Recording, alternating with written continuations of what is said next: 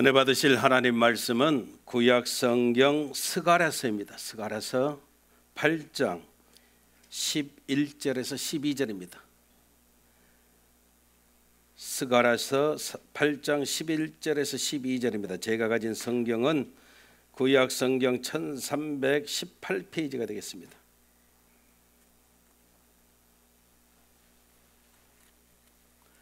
우리가 같이 한 목소리로 합독하시겠습니다. 시작. 만군의 야훼가 말하노니 이제는 내가 이 남은 백성을 대하기를 전일과 같이 아니할 것인즉 곧 평안한 추수를 얻을 것이라. 포도나무가 열매를 맺으며 땅이 산물을 내며 하늘은 이슬을 내리리니 내가 이 남은 백성으로 이 모든 것을 누리게 하리라. 아멘.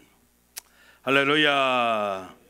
옆 사람하고 인사합니다. 하나님이 당신을 엄청나게 사랑하십니다. 할렐루야. 한번 따라 하시겠어요? 하늘의 이슬이, 하늘의 이슬이 축복입니다. 아멘. 우리 하나님은 좋으신 하나님 믿으시면 아멘. 하나님은 절대 변함이 없으십니다. 힘들고 어려움을 지나는 저와 여러분들을 여전히 하나님은 뜨겁게 사랑하시고 또 하나님의 은혜와 축복으로 가득 넘치도록 채워주시기를 원하시는 좋으신 하나님 되심을 올해는 잊어버리지 말고 그 하나님 바라보고 감사하는 삶을 살아야 될 것입니다. 사실 이 팬데믹 상황을 지나면서 오히려 우리는 하나님 믿고 살아가는 것이 얼마나 귀하고 아름다운 것인지, 얼마나 감사한 것인지 깨닫게 되어지는 것 같습니다. 우리의 삶 속에도 여러 가지 힘들고 어려운 상황들이 계속 되어지고 있지만 하나님은 그래도 성령의 불담으로 저와 여러분들을 보호해 주시고 또 모든 사람들이 당하는 그 재앙과 환난을 하나님은 스쳐 지나가게 하시되 우리를 끝까지 책임져 주시는 좋으신 하나님으로 우리의 삶 속에 찾아와 주셨음을 우리는 잊어버리면 안 될 것입니다.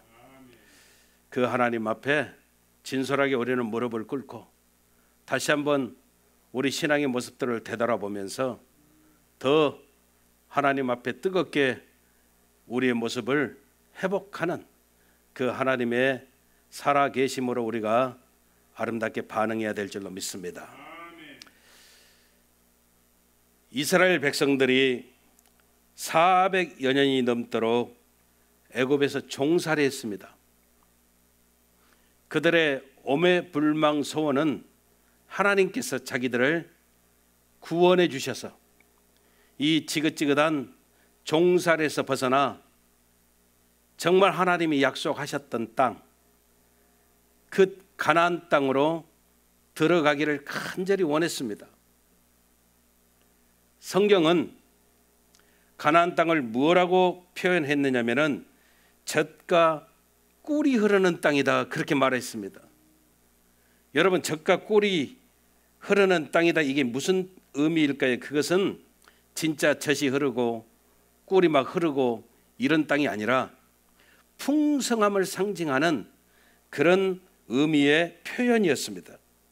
실제로 민수기 13장에 보면은 이스라엘 백성들이 광야의 여정 가운데 이제 바란 광야에 모여서 가나안 땅에 들어가기 목전에서 12 정탐꾼을 보내는데 그들이 돌아올 때 포도송이를 들고 오는데 얼마나 포도송이가 컸던지 두 사람이 이 막대기를 양쪽 어깨에 메고 포도송이를 걸치고 올 정도로 그렇게 포도송이가 실했다라고 말합니다. 무화과 석류를 가져오는데 조금 플러스해서 이야기하자면 애들 머리통만한 그런 석류 무화과 나무를 가져왔다라고 합니다.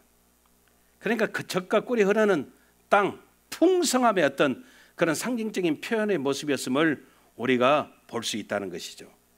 그런데 여러분, 성지 순례를 가보면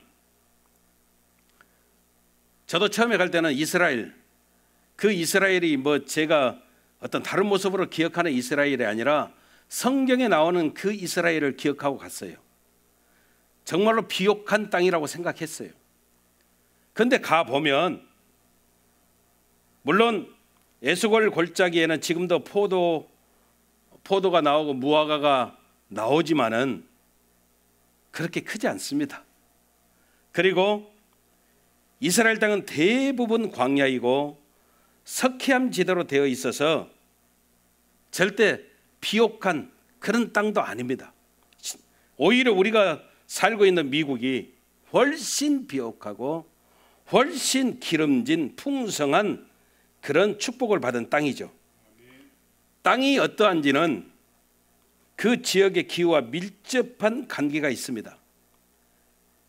우리 대한민국도 그렇고 또 우리가 살고 있는 뉴욕도 사계절이 뚜렷하죠. 얼마나 좋습니까? 이스라엘은 딱 2계절 뿐입니다. 여름, 가을, 겨울 이게 아니고 거기는 우기, 건기 이렇게 나뉘는 겁니다. 우기가 6개월, 건기가 6개월. 11월부터 3월까지가 우기입니다. 우기. 그러니까 그때 비가 자주 내려오는 거예요. 그리고 4월부터 10월까지는 건기입니다. 전혀 비가 오지 않습니다. 우기 때는 꽃이 만발하고 막 정말 뭐 우리가 생각하는 목가적인 풍경이 조금 만들어지지만 건기가 시작되면은 모든 푸르름이 다 사라져버리고 삭막하기 이를 데 없는 땅이 되어져 버린다는 것이죠. 그래서 이스라엘은 전쟁을 하더라도 절대 우기 때는 될 수 있으면 전쟁을 안 했습니다. 왜냐하면 그때 뭘 해야 되니까? 농사를 해야 되니까. 그때 만약에 농사를 하지 않으면 이스라엘은 살아갈 수가 없는 거예요. 그래서 전쟁하려면 건기 때 전쟁을 했고 우기 때는 될 수 있으면 전쟁을 안 하려고 몸부림을 쳤습니다. 여러분 생각해 보십시오. 궁금한 게 뭐냐면 우기 때는 비가 오니까 농사도 짓고 살아갈 수가 있고 그렇잖아요. 짐승도 키울 수가 있고 그러는데 비가 오지 아니하는 건기 때는 어떻게 살아갈까 하는 겁니다. 물론 지금이야 이스라엘은 모든 그 영농을 각 영농으로 만들어서 그 광야 지역에도 스프링클러가 다 들어가서 우기 건기 상관없이 지금은 정말로 농사를 잘 짓는 그런 땅이 되어지고 있습니다만은 그 당시에는 우기 때는 이해가 되는데 건기가 6개월입니다. 자그마치. 그들이 어떻게 살 수 있었을까? 이게 궁금하다는 것이죠. 그 궁금증의 해답이 뭐냐면 바로 오늘 본문에 나오는 이슬이었습니다. 여러분, 이슬은 어떻게 만들어지냐면 지상에 있는 수증기가 찬 공기를 만나면 생기는 작은 물방울입니다. 저는 군 제대하고 신학교로 바로 들어갔는데 신학교 가서 제일 좋았던 시간이 언제냐면 산기도 가는 거였습니다. 매주 화요일 날 갔습니다. 화요일 날 저녁에 산기도를 갔는데 여름에는 그래도 괜찮아요. 여름에는. 근데 겨울에는 여러분 삼각산 산기도 올라가면 얼마나 추운지 몰라요. 얼마나 추운지 모릅니다. 그냥 1시간 하고 내려오는 게 아니고 철야를 하면서 기도를 하기 때문에 진짜 추워요. 막 이 옷을 뭐 몇 겹 껴입고 가도 춥습니다. 그래서 그때 신학교 다닐 때 항상 제 가방에 들어있는 게 뭐냐면 비닐 포대기였어요. 비닐 포대기. 여기서 말하면 가베지 백 정도 되어지는 것. 그래서 비닐 포대기를 하나 가지고 와서 제가 기도하는 장소에 가서 추우면은 그걸 뒤집어 쓰고 그리고 계속 기도했습니다. 근데 이제 그걸 뒤집어 쓰면은 아침에 나올 때는 더 추워. 새벽에 나올 때는. 왜냐하면 옷이 다 젖어버리는 거예요. 뭐 때문에? 뭐 때문에요? 슬픔 때문에? 많이 울어서? 그 정도로 울면 어떻게 되겠습니까? 그래서 다른 게 아니고 안에서는 제 입김 때문에 김이 이렇게 나오는데 밖에는 얼마나 추워요. 그러다 보니까 안에 물방울이 잡히는 거예요. 그래서 그 물방울이 뚝뚝 떨어져요. 비닐에서 뚝뚝 떨어집니다. 그래도 막 그때는 참 기도 그렇게 했어요. 옷이 다 젖을 정도로 그렇게 기도했거든요. 그게 바로 이슬이 만들어지는 그런 원리하고 비슷하다 이 말이죠. 근데 이스라엘은 일교차가 매우 많은 큰 나라입니다. 낮에는 굉장히 덥고 밤에는 또 춥고, 그렇기 때문에 건기 때에도 이스라엘 땅에는 이슬이 더 많이 만들어졌다는 거예요. 어느 정도로 이슬이 만들어졌냐면 땅 깊숙이까지 촉촉하게 적실 정도로 이슬이 그렇게 많이 내렸다라고 말하고 있습니다. 이것이 이스라엘 백성들이 가나안 땅에서 건기가 그렇게 오래 지속되는 그런 땅에서도 생존할 수 있었던 비밀이라는 겁니다. 이스라엘 백성들은 성경에도 보면 그렇지만 그래서 이것을 단비라고 그러고 비와 이슬을 하나님의 은혜로 상징하는 그런 표현의 단어가 되어졌음을 볼 수 있다는 것이죠. 그런데 이스라엘 땅에 이슬이 많이 내리는 현상 가운데 놓치지 말아야 될 게 뭐냐면, 중요한 게 뭐냐면 그것은 첫째, 하나님이 원하시는 곳에 부어주셨다는 겁니다. 다시 말하면 일교차 때문에 하나님께서 이슬을 많이 주셨는데 그 이슬은 누가 주시는 거예요? 하나님이 주시는데 하나님이 원하시는 곳에 하나님은 더 많이 주셨다는 거예요. 이걸 또 다른 표현으로 하면 은혜라고 하는 것은, 이슬이 은혜니까 은혜라고 하는 것은 전적인 하나님의 섭리였음을 우리가 깨달아야 된다는 거예요. 여러분, 출애굽기 33장 19절에도 보니까 이렇게 말하십니다. 하나님께 나는 은혜 줄 자에게 은혜를 주고 긍휼히 여길 자에게 긍휼을 베푸느니라, 이렇게 말씀합니다. 은혜라고 하는 것, 긍휼이라고 하는 것은 전적으로 하나님께서 하나님의 뜻대로 주시는 분의 마음에 달려 있음을 우리가 잊어버리면 안 된다는 겁니다. 사사기 6장에 보면 하나님이 기드온을 부르시는데 그 부르시는 방법을 성경이 기록하고 있어요. 기드온이 하나님께 말하거든요. 하나님, 나는 매우 부족한 사람입니다. 나는 내 가문에서도 지극히 작은 자입니다. 그러니 내가 어떻게 하나님의 사명을 감당할 수가 있겠습니까? 그래도 하나님이 부르시는 거예요. 그러면 하나님이 나를 부르셨으면 표적을 주시죠. 표적. 내일 아침에 제가 마당 한가운데 양털을 하나 놓을 테니까, 양털을 한 뭉치 놓을 테니까 양털에만 이슬이 있고 주변은 뽀송뽀송 마르게 도와주십시오. 그렇게 하시면 내가 하나님이 나를 진짜 부르신 줄 알고 순종할게요. 이렇게 이야기해요.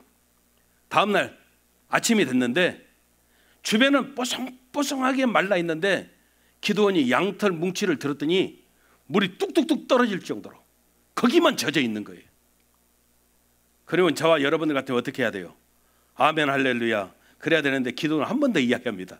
하나님, 아직도 제 마음이 그러는데 한 번만 더 보여주세요. 이번에는 제가 양털 뭉치 그대로 놔둘 테니까 양털 뭉치는 뽀송뽀송하게 하시고 주변은 다 적게 만들어 주세요. 그랬더니 우리 다음날 하나님께서요, 기드온이 원하는 모습대로 양털은 뽀송뽀송한데 그 주변은 완전히 젖어 있는 그런 역사를 만들어 주시거든요. 여러분, 이게 무슨 말이냐면 이슬을 내려주시는 것, 내려주시지 않는 것, 누구께 있다 이 말이에요? 하나님께 있다는 거예요. 이슬을 하나님이 원하시는 곳에만 내려주실 수 있음을 우리는 분명하게 깨달아야 된다는 거예요. 저와 여러분들 삶 속에요, 어떤 특정한 지역에만 내려주시는 것, 내려주시지 않게 만드는 것도 하나님께서 하심을, 주관하심을 우리는 알아야 돼요.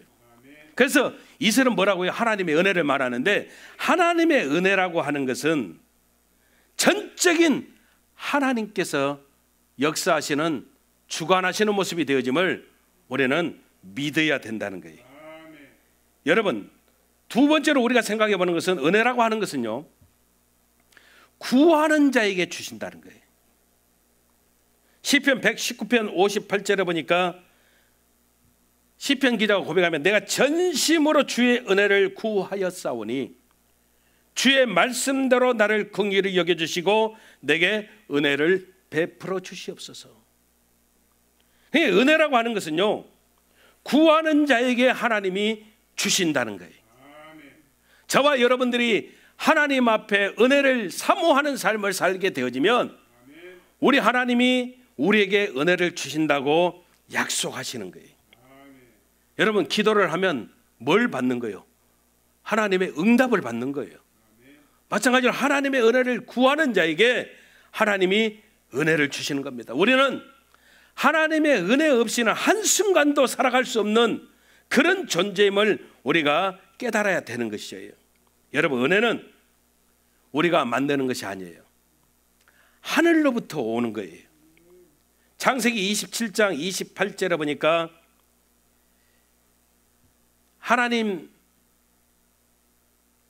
하나님께서 이제 그 이삭의 생명을 취할 날이 얼마 되지 않음을 압니다. 이삭이, 내가 열조에게 돌아갈 날이 얼마 남지 않았다. 그래서 큰아들 에서를 축복하려고 그러는 거예요. 누가?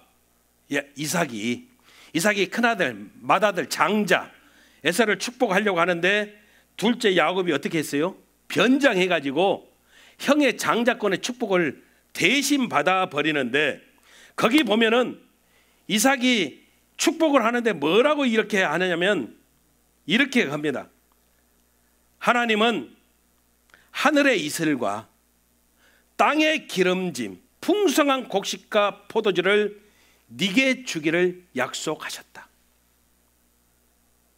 여기서 하늘의 이슬이 뭘 말하냐면은 하나님이 내려주시는 은혜를 말하고 있음을 우리가 잊어버리면 안 된다는 거예요. 신명기 33장에 보면 모세가 12지파를 축복하는데, 특별히 요셉 지파를 축복할 때 뭐라고 이야기하느냐면, 하늘의 보물인 이슬과 땅 아래 저장한 물과, 그리고 여기 여러 가지 많은 축복들이 요셉의 정수리에 임하기를 내가 축복한다, 그렇게 이야기해요. 여러분, 모세가 12지파를 축복하면서 요셉 지파를 축복할 때 뭐라고 이야기했다고요?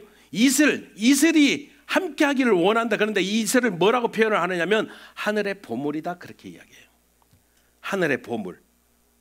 여러분, 하나님의 은혜가 나에게 오는 것은 하늘의 보물이 나에게 쏟아지는 것을 의미하고 있음을 우리는 깨달아야 된다는 거예요. 그러므로 여러분, 우리가 아무리 메마르고 건조한 시대를 살아간다 할지라도 매일매일 하늘의 보물인 이슬의 은혜가 저와 여러분들 삶 속에 넘쳐나게 되어질 때 우리는 승리하는 역사가 있음을 믿어야 된다는 것이죠. 오늘 또 성경 민수기 11장 9절에 보니까 이렇게 이야기합니다. 밤에 이슬이 진에 내릴 때에 만나도 같이 내렸더라. 이 상황은 이스라엘 백성들이 힘든 광야의 여정을 지나면서 있었던 사건이잖아요. 양식이 없잖아요. 그런데 하나님께서 하늘에서 만나를 주셨거든요. 만나를 주셨을 때 그냥 만나만 떨어진 게 아니라는 거예요. 이슬과 함께 만나가 같이 내렸다는 거예요. 광야는 우기, 건기 이렇게 나눠지는 땅이 아닙니다, 여러분. 광야는요, 그냥 간조한 땅에 사람이 살 수 없는 메마른 땅입니다. 그런데 이스라엘 백성들이 40년이 넘도록 광야를 굶어 죽지 않고 살아갈 수 있었던 이유가 밤에 이슬이 지내 내릴 때 함께 내린 만나 때문이었다는 것이죠. 하나님의 은혜였다는 것이죠. 여러분, 이슬은 하나님의 은혜를 상징하는 것인데 만나와 함께 내렸다는 것이죠. 이슬과 함께 만나가 내렸다는 것이죠. 그 만나는 뭘 말합니까? 하나님의 말씀을 말해요. 그러므로 우리가 하나님의 말씀이 매일매일 하나님의 은혜로 우리에게 주어지는 그 귀한 역사를 우리는 정말 뜨겁게 삼하고 살아야 저와 여러분들이 살아갈 수 있음을 우리는 깨달아야 된다는 것이죠. 아무리 힘들고 어려울지라도, 이렇게 막 팬데믹 상황이 오래 갈지라도, 아무리 혹독한 광야를 지날지라도 우리가 하나님 말씀 붙잡고 살아가는 하나님의 은혜로 무장하고 가면 우리는 반드시 승리하는 역사가 있게 되어짐을 우리는 알아야 된다는 겁니다. 여러분, 저는 생각해 봤어요. 이렇게 매일매일 내려지는 그 이슬의 역사, 이슬과 함께 내리는 만나의 사건, 이것을 오늘날 우리의 삶 속에 적용해 본다면 첫째는 저와 여러분들이 새벽을 사모하자는 거예요. 정말로 생각해보세요. 새벽 예배는요, 참 좋은 게 뭐냐면 어제까지는 내 내면에, 내 삶 속에 어떤 여백이 시커했을지라도 아침이 되어지는 그 순간은 완전히 깨끗한 상태거든요. 깨끗한 상태인데 여기에 우리가 이 깨끗한 상태에서 무언가를 그리고 무언가를 쓰는데 오늘 장사가 얼마나 될까? 오늘 나에게 어떤 좋은 일이 있을까? 나에게 다가온 이 문제 때문에 내가 오늘 얼마나 염려, 걱정, 근심하고 살까? 이걸로 먼저 쓰는 게 아니고 여기에 우리가 하나님과 함께 하나님의 말씀으로 우리가 먼저 시작하고 간다는 것이 얼마나 큰 은혜가 되냐 이 말이에요. 그래서 제가 새벽 예배를 드리면서 항상 기도하는 게 뭐냐면, 하나님, 이 새벽을, 이 아침을 하나님과 함께 감사함으로 열 수 있어서 얼마나 감사한지 제가 늘 기도하는 그런 제목이에요. 이 하루를 하나님과 함께 시작할 수 있으니, 여러분 성경에도 시편 46편 5절에 보면 하나님이 그 성중에 거하심에 성이 요동치 아니할 것인데 그 이유는 새벽에 하나님이 도우시기 때문이다, 이렇게 말씀하고 있어요. 그러므로 여러분, 하늘의 이슬이 진짜 축복인데 하나님의 은혜가, 이 하나님의 은혜는 우리가 새벽을 승리할 때 그 하루를 통해서 정말로 얼마나 큰 은혜가 되어지는지, 얼마나 큰 축복이 되어지는지 하나님께서 우리의 삶 속에 보여주시는, 드러내주시는 하나님의 역사가 되어짐을 우리는 깨달아야 된다는 거예요. 그리고 두 번째 생각해 보는 것은 하나님 말씀 붙들고 살아가라는 거예요. 이게 우리가 은혜 없이 살아갈 수가 없습니다. 하나님의 은혜가 승리케 되어지는 역사가 있음을 깨닫게 되어진다는 것이죠. 여러분, 하나님 그 말씀을 듣는 것은 어떻게 보면은 어머니가 다 요리를 준비해서 자녀들에게 식사를 만들어 주는 것과 똑같다라고 한다면, 그 하나님 말씀을 붙들고 살아가는 것은 내가 이제 독립을 해서 내가 음식을 만들어서 다른 사람들에게, 내 자녀들에게 제공하는 것과 똑같다 이 말이에요. 이 말씀을 듣는 것은 내가 식사를 그냥 내가 스스로 하는 게 아니고 누가 만들어준 식사를 먹는 거라고 한다면, 하나님 말씀을 듣고 우리가 살아가는 것은 내가 다시 그 말씀을, 식사를 만들어서 많은 사람들에게 나눠줄 수 있는 삶을 살아가는 그런 모습이 되어줄 수 있다는 것이죠. 그러므로 여러분, 은혜 받은 자는요, 그 은혜를 나누는 삶을 살아가는 놀라운 역사가 나타나게 되어진다는 거예요. 여러분, 잊지 마십시오. 저와 여러분들이 하나님 말씀을 붙들고 살아갈 때 우리는 승리하는 거예요. 승리하는 거예요. 여러분, 이슬은 다시 한번 정리해보면 이슬은 하나님의 은혜입니다. 우리는 하나님의 은혜 없이 살 수 없어요. 하늘의 은혜는 말씀과 함께 우리에게 다가오는 겁니다. 내려지는 겁니다. 그래서 저와 여러분들이 이 한 주간도 하나님 말씀으로 무장해서 살아가게 되어질 때 그 하나님의 은혜가 우리로 승리케 만드는 역사가 있음을 우리는 깨달아야 된다는 것이죠. 오늘 성경은 그렇게 이야기해요. 포도나무가 열매를 내며 땅이 산물을 내며 하늘은 이슬을 내릴 것인데 너희들이 평안한 추수를 하게 될 것이다. 하나님의 은혜가 있으면 지금 힘들고 어려워도 똑같이 다 어려움을 겪고 있어도 결국은 저와 여러분들이 평안의 추수를 하게 되어지는 그 하나님의 약속이 우리 삶 속에 그대로 이루어지는 역사가 있음을 우리는 깨달아야 된다는 겁니다. 다시 한번 하나님의 은혜를 사모하고 하나님의 은혜로 무장해서 승리하는 저와 여러분들 되시기를 주님의 이름으로 축원합니다. 기도하겠습니다.